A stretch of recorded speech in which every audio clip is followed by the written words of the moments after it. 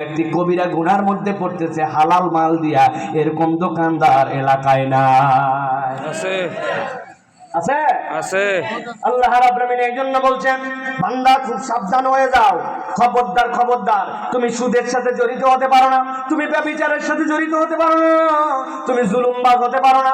দুনিয়া এখন জুলুমে ভরে গেছে, সবাই সুযোগ পেলে কে কার উপরে জুলুম করবে। অনেক মুরব্বী নামাজি ফজরের নামাজের পরে কোদাল কাঁধে নেয়, মাঠের দিকে রওনা হয়েছে। লোকজন বলছে এত সকালে, বলছে বলিস না বাপ, রোদ উঠলে কাজ করতে যান কই? বলে বাবারে আমি একটু জমিটার একটু আল কাটতে যাচ্ছি। আসলে মুরব্বী আল কাটতে যায় না, ওনার সাথে যার জমি লাগানো ওই পারের জমিওয়ালা এখনো আল কাটে পারে নাই, উনি তার আগে আল কোপায়া জমিটা 4 আঙ্গুল ঠেলতে যায়। ঠিক আছে ভাই, আছে আছে আপনার তো দোষ না, শয়তান আপনাকে বুঝ দিয়ে দিছে, ওর কৌশল। আরে যেমনি হোক ঈমান রাখবে, সব রাখবে, বুঝাবে, কিন্তু গুনাহ কবিরার মধ্যে ওকে ঢুকাই দিবে। একবার যদি ওই বান্দা গুনাহ কবিরার মধ্যে ঢুকে যায়, তাইলে বাঁচার আর উপায় নাই। অনেক সময় মানুষ শয়তানের ধোঁকায় এমন ভাবে পড়ে আপনি কল্পনাও করতে পারবেন না। আমি আমেরিকা থেকে আসতেছিলাম, আসার সময় টানা 17 ঘন্টা ফ্লাইট, নিউ ইয়র্ক থেকে এসে নামছি আমি দুবাই। এরপরে দুবাই থেকে আবার বাংলাদেশে আসব।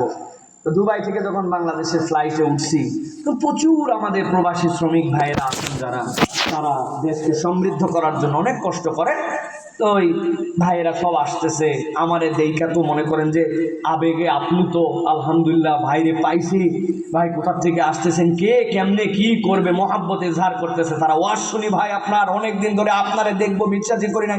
তার মানে বোঝা গেল এই মানুষগুলা দিনদার শ্রেণীর মানুষ, অন্তত পক্ষে দিন ইসলাম আলেম ওলামার ব্যাপারে খবর আছে। তা আমি একটা সিটে বসছি, বসার পরে আমার মধ্যে রোর পরে ডান পাশে একটা ইয়াং ছেলে বসছে, মুখের মধ্যে খোসা খোসা দাড়িও আছে, দেখতেও সুন্দর। তো যখন ওয়েটাররা আসছে আমাদের কাছে, আসার পরে বলতেছে, খাবার দেওয়ার পরে জিজ্ঞাসা করে যে আপনি কি ধরনের ড্রিঙ্কস নেবেন।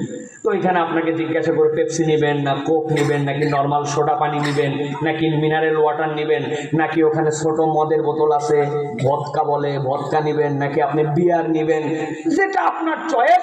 ইন্টারন্যাশনাল ফ্লাইট, সে অনুযায়ী আপনাকে সার্ভ করবে। আমরা তো সচরাচর বলি ভাই আমারে পানি দেন ভাই, আর যদি একটুখানি